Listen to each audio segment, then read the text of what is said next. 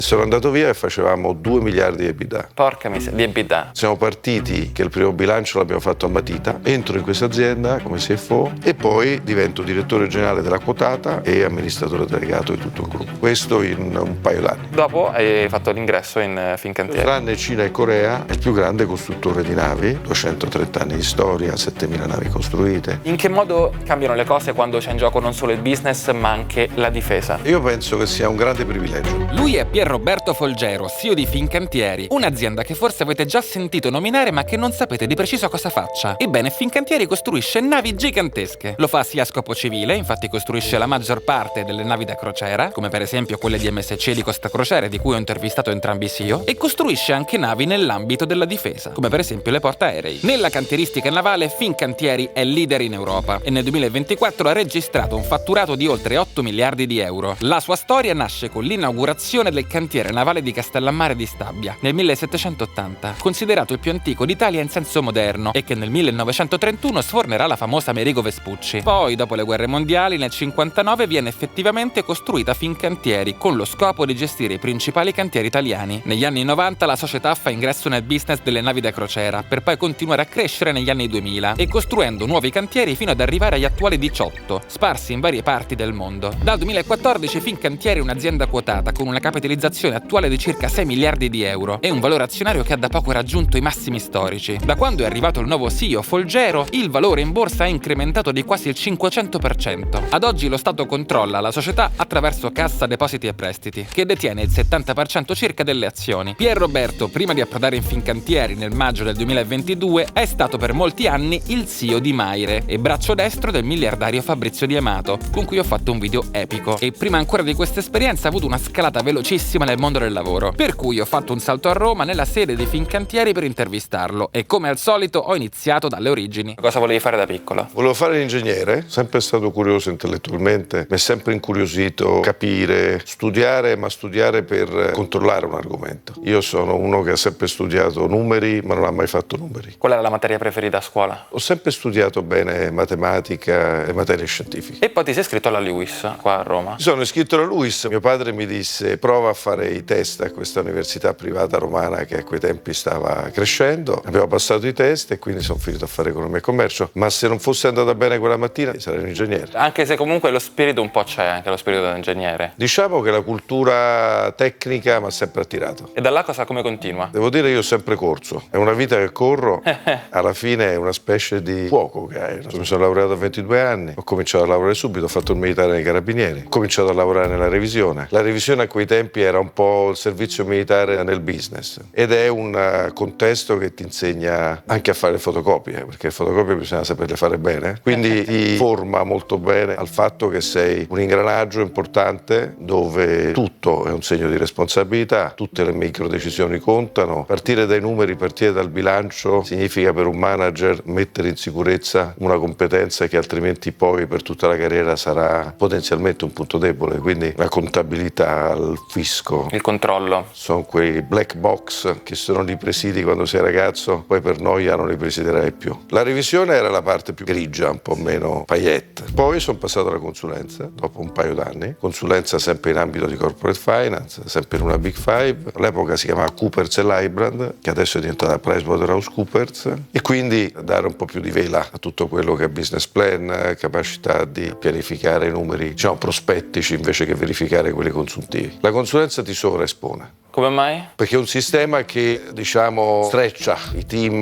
le competenze. Se tu sei esuberante ti consente di scaricare a terra. È una prima esperienza che io consiglio sempre perché ti consente di sbilanciarti. Ci sono degli aneddoti, delle cose che ti hanno fatto distinguere nei primi anni di carriera? I revisori certificano i bilanci delle grandi aziende o fanno dei lavori speciali. Io decisi di fare un lavoro speciale che era la certificazione dei concessionari, che significava fare il giro di tutti i concessionari in Italia di questa grande casa automobilistica e quindi viaggiare. E quando sei ragazzo viaggiare per lavoro ti piace e non lo voleva fare nessuno, perché tutti volevano fare la certificazione di un grande cliente. Certo. Invece abbiamo fatto il giro dei concessionari, a quei tempi si lavorava con Excel, erano i primi tempi di Excel, quindi montammo da zero un sistema che consentisse di certificare i contributi pubblici che ricevevano questi concessionari, e da una cosa che non voleva fare nessuno venne fuori una cosa bella, perché poi questo cliente si è ingrandito, sono arrivati altri concessionari, quindi è partita una piccola linea di business ed è partita facendo una cosa che in teoria i bravi fuggivano. Secondo me bisogna sempre andare dalla parte difficile, a me piace dire bisogna stare comodi nello scomodo e poi ovviamente partire con umiltà e pensare in grande. E in consulenza invece più di business, in che progetto sei finito? Beh, erano gli anni d'oro del corporate finance, quindi si faceva tanta assistenza alle quotazioni. È stata la mia prima esperienza nella difesa, perché a quei tempi si fece la ricapitalizzazione di Finmeccanica e anche una grande joint venture tra Finmeccanica e Marconi, che era la Jack Marconi. Quindi fu il consulente, i capelli nerissimi. Quella fu l'occasione per fare una grande esperienza internazionale, perché il team era un team europeo, ma ti dico, ho avuto 25 anni. Base a Roma? Base a Roma, ma mai a Roma. Dimentica di stare comodo a casa. A proposito di stare scomodi. E quando è che passi dalla consulenza all'azienda? Passo alla consulenza dell'azienda quando cominciano le telecom. Le telecom sono state in quegli anni una grandissima fucina dove c'era un fermento enorme, c'era un mare di investimenti. Immaginati che è nata da zero, all'epoca si chiamava Omnitel, poi è diventata Vodafone, team staccata da Telecom, nacque un po' dopo, e io ho fatto tutto lo startup di Wind, che era un operatore a quei tempi che nasceva da una costola di Enel. Enel decise di entrare nelle telecomunicazioni fisse, mettendo un cavo di fibra ottica sopra gli elettrodotti, e io faccio parte di quella generazione che ha fatto le telecom e ho fatto da zero per 8 anni lo startup. Siamo partiti che il primo bilancio l'abbiamo fatto a matita, me lo ricordo come se fosse ieri, e sono andato via e facevamo 2 miliardi di EBITDA. Porca miseria, di EBITDA. Assumevamo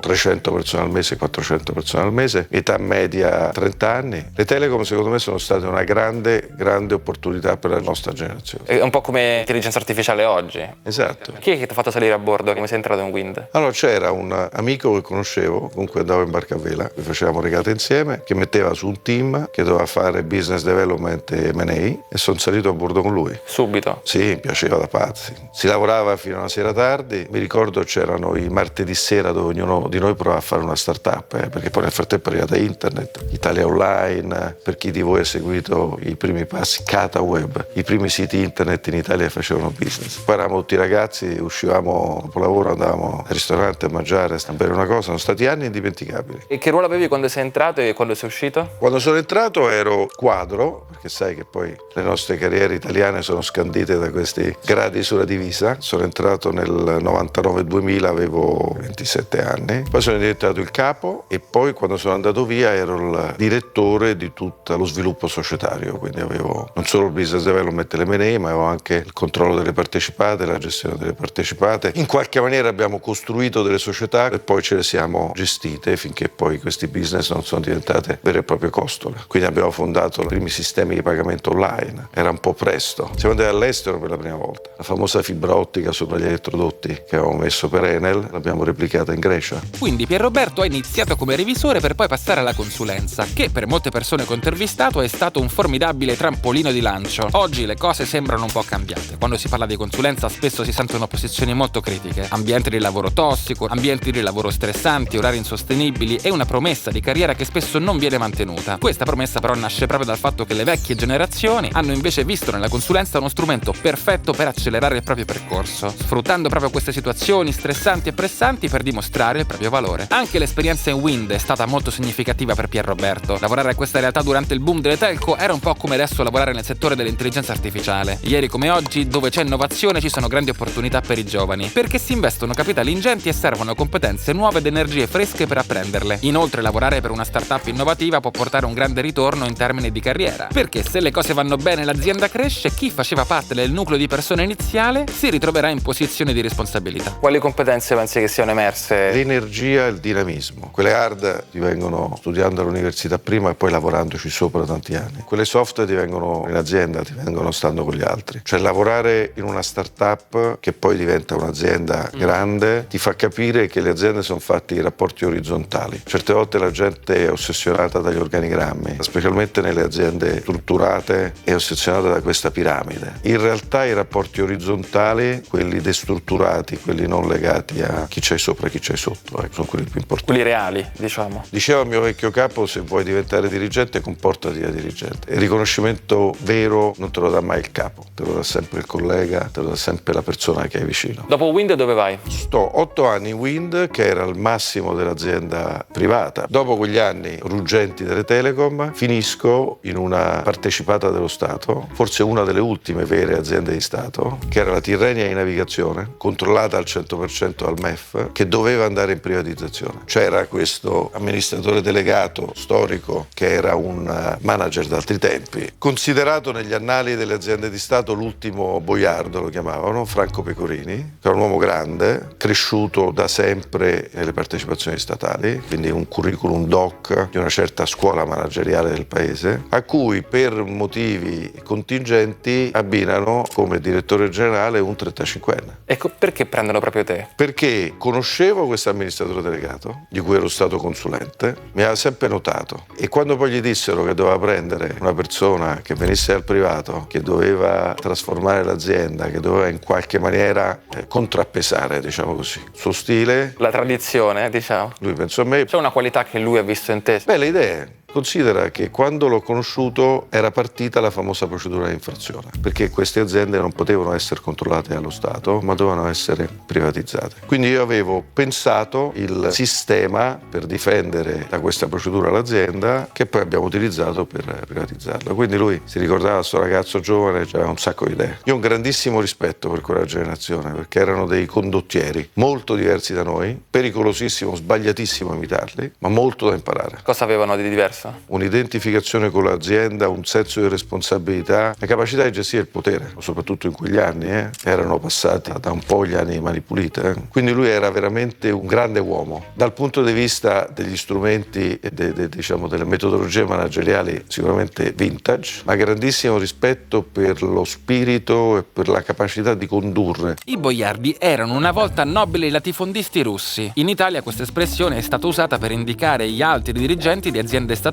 tra cui Franco Pecorini. Quando quest'ultimo ha chiamato Pier Roberto a ricoprire la carica di direttore generale in Tirrenia, la società era oggetto di procedura di infrazione, ovvero il procedimento avviato dalla Commissione europea in caso di presunta violazione di una norma da parte di uno Stato membro. Nel caso di Tirrenia la procedura riguardava le sovvenzioni statali alla società e portò alla sua privatizzazione. Sono stato 3 anni lì, abbiamo privatizzato un'azienda che era completamente di Stato, gestiva una flotta di navi molto grandi, che erano le navi che facevano il cabotaggio, la costa a costa. Abbiamo divisa società, c'erano le società che facevano il trasporto regionale, i traghetti che andavano a Capri, che andavano a Ponza, che andavano alle Tremiti, che andavano anche alle isole minori sarde. Poi l'abbiamo privatizzata con una procedura di infrazione dell'Unione Europea, gli armatori privati che spingevano molto. Quindi è stato un capitolo importante, forse l'ultimo capitolo delle privatizzazioni in Italia. Cosa succede dopo questi 3 anni? Arriva la privatizzazione, quindi arrivano i nuovi azionisti, però hanno cambiato il management. Io ero questo giovane direttore generale che serenamente si è trovato un altro lavoro. E qual è stato? È stata un'altra bella storia. C'era un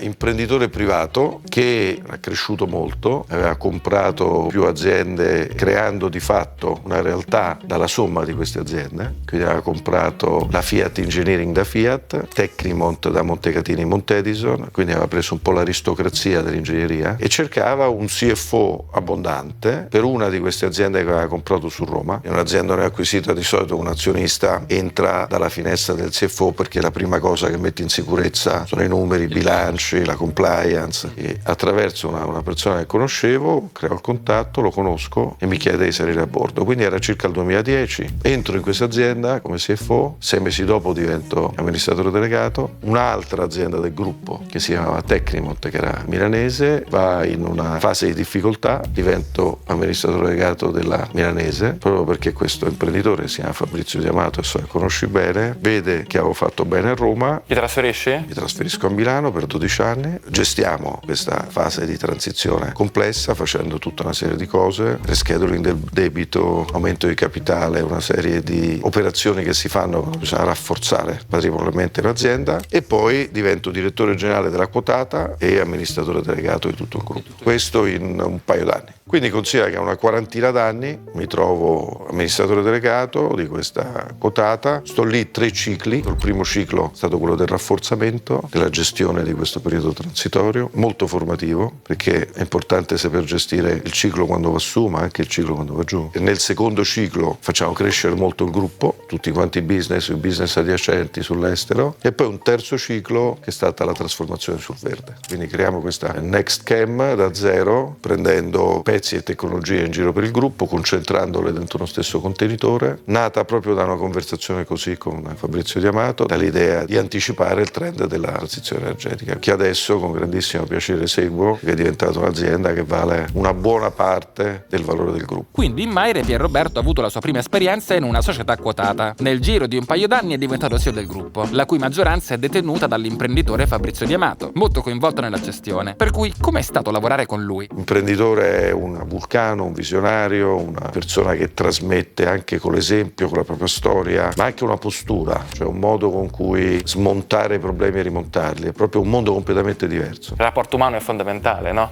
Guarda, è stata una delle esperienze più belle proprio perché avevo una chimica con il presidente vincente. Era vincente perché si è dimostrata vincente. Il titolo quando abbiamo iniziato stava a 50 centesimi, è arrivato a 12-13. L'imprenditore ti dà tantissima fiducia, ma poi è una progressione che deve portare risultato. È un attimo che se non porti risultato le promesse vengono meno, perché sai. No, Fabrizio è una persona che ha anche una grande etica sua, perché è un imprenditore di prima generazione. Quindi è una persona che ha tantissima carica empatica, non è una persona che ti presenta il conto in una maniera, diciamo, anaffettiva. No? È chiaro che non è una onlus, quindi bisogna portare risultati, però è una persona che ti supporta. Dopo l'esperienza decennale in Maire, nel 2022 Pierroberto venne chiamato a fare il CEO di Fincantieri. Il suo predecessore, Giuseppe Bono, uno dei più longevi boiardi di Stato, l'aveva guidata per 20 anni e bisognava dare una rinfrescata inaugurando un nuovo ciclo. Per cui adesso vediamo meglio di cosa si occupa Fincantieri. Per quanto riguarda la costruzione di navi, queste possono essere di diverso tipo. Ci sono quelle da crociera, segmento in cui Fincantieri è leader mondiale con il 40% di market share, una linea di business che ha contribuito al 44% del fatturato del 2024. Poi ci sono quelle militari, come fregate con armi antisuperficie e antisommergibili, corvette per la difesa costiera e pattugliamento marittimo, la ricerca e il salvataggio, pattugliatori per le missioni litoranee, cacciatorpedinieri per la difesa di altre navi in ambienti esposti a rischi e portaerei per la proiezione di potenza aerea. Questa linea di business genera il 20% del fatturato. Poi ci sono le navi speciali, come le navi a supporto dell'industria dell'energia, quelle controllabili da remoto e i pescherecci. Questa linea fa il 15% del fatturato. Poi però c'è anche il reparto underwater, quindi sottomarini, droni subacquei, siluri, sonar, che contribuiscono per il 4%. E poi Fincantieri ha anche una linea di business di sistemi, componenti e infrastrutture, dove rientrano i prodotti per la cybersicurezza, le telecomunicazioni, e i sistemi di generazione e accumulo di energia e le strutture in acciaio per ponti, viadotti e altre infrastrutture. Questo fa il 16% del fatturato. Bene, ora che abbiamo il quadro completo, continuiamo. È stata una selezione molto particolare perché hanno preso, se vuoi, il manager più privato possibile, immaginabile, e l'hanno messo in un'azienda con un grande radicamento nella politica territoriale, nella politica industriale e comunque un'azienda controllata al 70% dallo Stato. Probabilmente c'era proprio l'intenzione di innestare un DNA diverso, con tutti quanti i rischi di quando fai un trapianto di DNA. Presto compirò il 4º anno, è stata invece un'esperienza formidabile. Queste aziende storiche hanno una forza tecnica incredibile, rappresentano proprio una energia tecnica del paese. Gli italiani sono sempre forti sulle verticali storiche del paese, ma penso che nel mondo delle navi la leadership italiana è più verticalizzata. Tranne Cina e Corea, è il più grande costruttore di navi, soprattutto di navi di grandi complessità, quindi non navi ripetitive, dove quello che fa premio è lì il costo dell'acciaio, il costo del lavoro, il costo dell'energia, che sono, se vuoi, 3 fattori dove non c'è per definizione leadership in questa parte del mondo, perché lavoro, energia, acciaio costano. Ma sulla grandissima complessità, quando la nave non è più uno scafo, come dico io, ma quando la nave è un system of systems, dove servono ingegneri di integrazione, chi capisce che sopra lo scafo che va saldato, battuto, messo in acqua dalle nostre tute blu. Quello che fa differenza è il payload, è quello che monti sopra la nave, che nel caso delle navi da crociera sono 20 ponti che fanno diventare questo scafo una smart city con il fabbisogno energetico, il fabbisogno di gestione dei rifiuti, il fabbisogno della gestione delle acque di una città di 10.000 persone. Questo è un tema che torna spesso nell'industria italiana e c'è sempre questa dicotomia un po' con la Cina e altri paesi dove siamo esperti in manifattura, ma la nostra è manifattura specializzata, dove conta il cervello dei nostri ingegneri e non tanto il fatto appunto che impieghiamo tonnellate infinite di metallo o manodopera a basso costo, perché la nostra manifattura costa di più perché è specializzata. Io ho passato molti anni nell'ingegneria e costruzione. Ora l'ingegneria e costruzione di una grande raffineria a prima vista sembra avere poco a che fare con l'ingegneria e costruzione di una grande nave. Invece c'è moltissimo in comune, c'è questa grandissima competenza ingegneristica, gli italiani sono prima di tutto dei grandi ingegneri, unita alla capacità di costruire. Quindi questa unione di capacità di fare e capacità di concepire prevede una grande capacità di far accadere le cose, di essere doers, come si chiama la nostra barca peraltro, non dreamers. Quindi gente che ha ambizione concettuale come deve avere un ingegnere, ma poi disegna per costruire. Questa smart city deve andare a 22 nodi e deve sottostare alla legge di Archimede. Quindi è veramente un esercizio per italiani. Avere non più una singola persona fisica come maggiore azionista, ma avere lo Stato, cosa significa? La corporate governance di una quotata è uguale, quindi presidenti,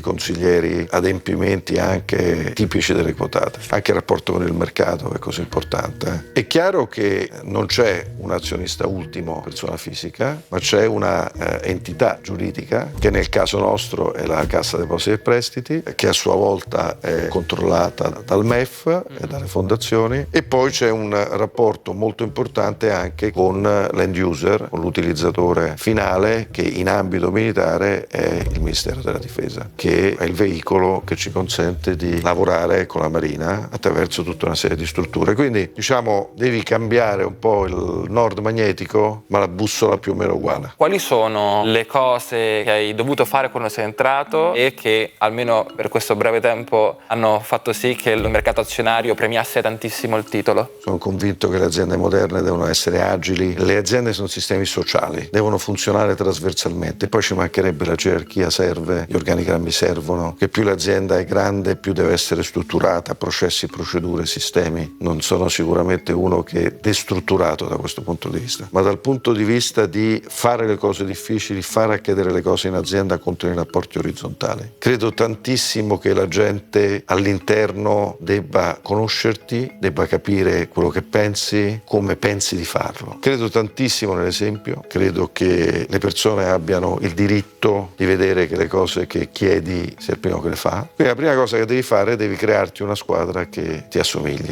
il più possibile, nei tuoi ritmi, nelle cose che ritieni importanti, nel modo con cui dai le priorità e nel modo con cui le risolvi. La cosa che secondo me qui abbiamo fatto bene è che io non sono convinto che come arrivi, siccome è importante la squadra, cambi tutti. Lo trovo un modo, posso dire, selvaggio di gestire la leadership. Mi piace dire che bisogna cucinare con quello che c'è in frigo, ovviamente poi una volta che in frigo non c'è un ingrediente vai a comprarlo, ma prima di tutto tirar fuori una riserva di valore manageriale che c'è in azienda.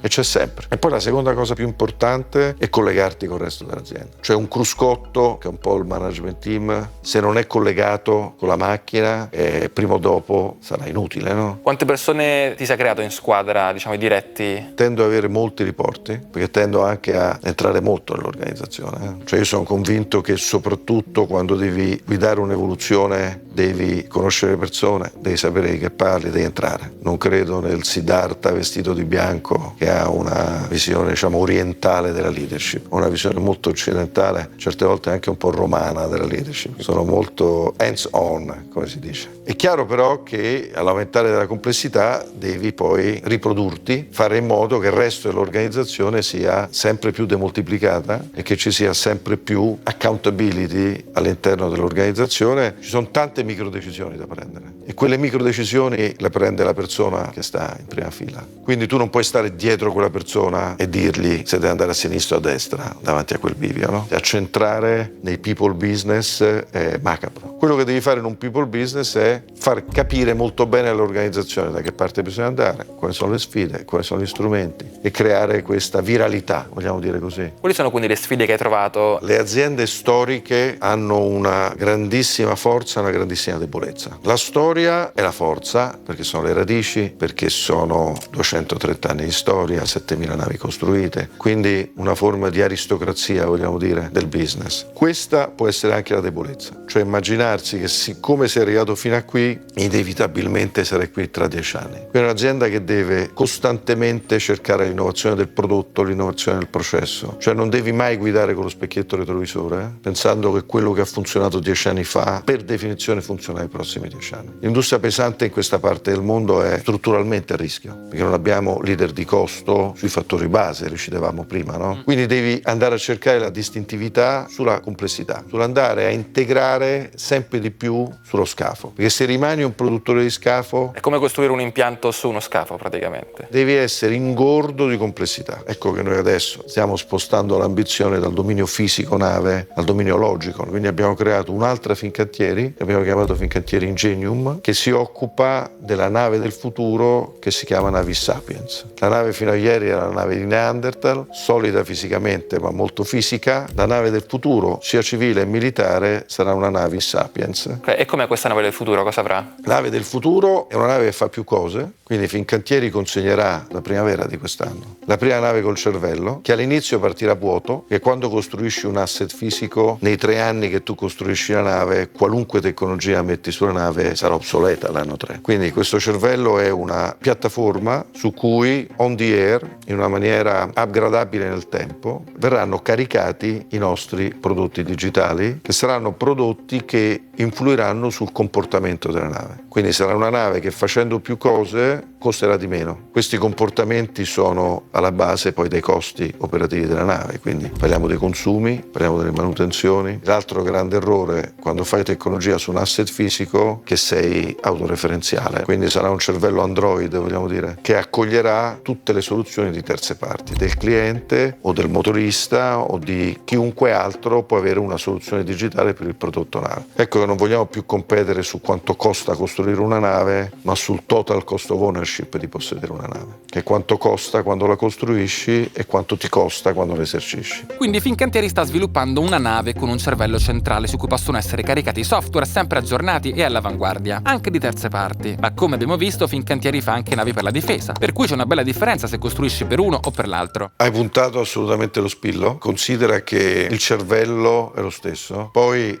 cosa carichi su questo cervello? Ovviamente su una nave militare ha tutta una serie di firewall in più, ma che comunque sia sono in una fase di grande discontinuità. Quindi immaginati che anche la nave militare del futuro ha degli attributi tecnologici impensabili fino a poco tempo fa. Ovviamente ha una cyber sua, fondamentale, ma quindi anche la parte, se vuoi, piattaformista della nave militare ha bisogno di avere accesso alla leva digitale a tutta corsa. Certo. Sulla parte ovviamente del sistema di armamento, che se vuoi è il payload di una nave militare, ci sono anche lì tantissime discontinuità. Pensa solo al mondo dei droni nel mondo militare, al mondo della manned. Quindi questa rivoluzione, se vuoi, nella infrastruttura di automazione, di robotizzazione, di digitalizzazione della nave è un grande bisogno sia della nave militare che della nave civile. Mutatis mutandis. La nave crociera ha un payload completamente diverso, un end user completamente diverso, che non è un ammiraglio ma è un armatore, che deve aumentare i ricavi a bordo, che deve aumentare l'interattività della nave, ma in comune c'è bisogno di pensare un asset logico sopra un asset fisico. Fincantieri ha messo in mare i primi droni subacquei autonomi e i primi droni di superficie autonomi, che interagiscono con la nave, con la mothership, e che sono, se vuoi, degli attributi tecnologici della nave tradizionale. In che modo cambiano le cose quando c'è in gioco non solo il business ma anche la difesa? Io penso che sia un grande privilegio. Servire un end user che fa interesse nazionale, fa un interesse superiore, è come se fosse oltre il business. E tutti gli attori di questa catena del valore, sono persone che vivono questo privilegio. Quindi vive questo privilegio collegio il nostro operaio che salda una nave militare, l'ingegnere che la progetta, quella parte della Marina che interagisce con chi costruisce navi, vivendo hand in hand tutto quello che succede nel cantiere, fino alla consegna della nave, che ti garantisco che la consegna di una nave militare, anzi sarà un'occasione di invitarti, è una delle esperienze più emozionanti che ti possa accadere. Oggi com'è la tua giornata tipo? Viaggio molto in Italia perché siamo tra Trieste, Genova, Castellammare, Palermo, Marghera, Ancona, più tante altre aziende che abbiamo per esempio in Liguria, Pisa, Livorno, e mi piacerebbe girare ancora di più per tutti i motivi che ti dicevo. Cioè, se bisogna essere in grado di trasmettere quello che vogliamo fare e come lo vogliamo fare alle persone, devi starci, ok? Poi vado anche il più possibile all'estero perché il nostro business della difesa ha una grande proiezione geopolitica all'estero sul sistema geopolitico italiano e c'è tantissima domanda. Abbiamo una realtà negli Stati Uniti anche, abbiamo la Norvegia, abbiamo la Romania, abbiamo il Vietnam, abbiamo il Brasile da rilanciare, abbiamo l'India dove fare di più, abbiamo il Medio Oriente dove abbiamo aperto in Arabia Saudita, abbiamo una joint venture negli Emirati, siamo in Qatar, siamo in Egitto. Quindi l'agenda è molto fitta. Poi, per i motivi che ti dicevo, sto su molte palle contemporaneamente, quindi anche quando sono fermo c'è un'agenda un po' del dentista, sai l'agenda del dentista, quella che ha un appuntamento ogni mezz'ora. Cioè avere un'agenda compressa ti consente di fare più cose. È compressa by design, in modo che fai tante cose. È intenzionalmente compressa. Credo moltissimo alle riunioni veloci, non alle riunioni fiume. Non credo nei rapporti a stella, che è un modo di lavorare del passato, in cui io dico una cosa a te, poi la dico a lui, poi la dico a lui, credo che facciamo una riunione in 5, ci ascoltiamo e ci dividiamo i compiti, poi ci rivediamo. Quindi ho un uso anche spinto della riunione. Dulcis in fundo, un consiglio per i ragazzi che vogliono fare carriera oggi. Il mondo non è più come era una volta, magari quello che tu hai fatto non funziona più. Cosa funziona oggi? Il più grande augurio che faccio a un ragazzo è fare un lavoro che ti piace. Fondamentale per riuscire. Fondamentale per riuscire se sei una persona che ha una visione forte di quanto il lavoro ti può realizzare, perché poi il lavoro non necessariamente deve essere una parte fondamentale della tua vita. Fai un lavoro che ti coinvolge emotivamente. Il secondo consiglio è non abusare mai in questo. A me piace dire che fai bene se quando arrivi venerdì sera e citofoni a casa c'è qualcuno che ti apre, evitare poi che il lavoro ti mangi. Attenzione che c'è un'altra parte di te che si deve realizzare. E tu ci sei riuscito? Il venerdì sera quando citofono qualcuno mi apre, quindi vuol dire che qualcosa è buono anche su quel versante. L'ho combinato e poi io dico sempre che ho un rapporto particolare con il citofono, perché dico che stai facendo bene non solo se fai bene nel lavoro, non solo se qualcuno il venerdì sera ti apre, ma se qualcuno ti citofona alle 5 di mattina e tu puoi pensare che è l'immondizia. Perché se invece quando citofonano a casa alle 5 di mattina tu sei preoccupato, vuol dire che non hai perseguito anche l'etica nel lavoro che fai, nel business che fai. C'è un tema di citofono del venerdì e c'è un tema di citofono alle 5 di mattina. Alle 5 di mattina. Bello, questa era molto bella. Grazie mille, grazie mille. Pier Roberto ha avuto una carriera veramente velocissima, sfruttando gli anni d'oro della consulenza e poi quelli delle telco, facendosi valere in pochi anni molto pressanti. Infatti il suo motto, me l'ha detto 1000 volte, è stare comodi nello scomodo. È stato curioso anche parlare con una persona che per anni aveva guidato un'azienda in cui ero già stato, avevo già fatto un video, e anche un'azienda che come clienti ne ha altre in cui sono già stato e ho fatto un video. Fatemi sapere cosa ne pensate di questa intervista, perché chiacchierare con Pier Roberto per me è stato fantastico e scoprire dietro le quinte dei Fincantieri è stato interessantissimo, anche se ovviamente avrei voluto fare altre 1000 domande. Anzi, se ne avete altre non escludo la possibilità di fare un episodio 2.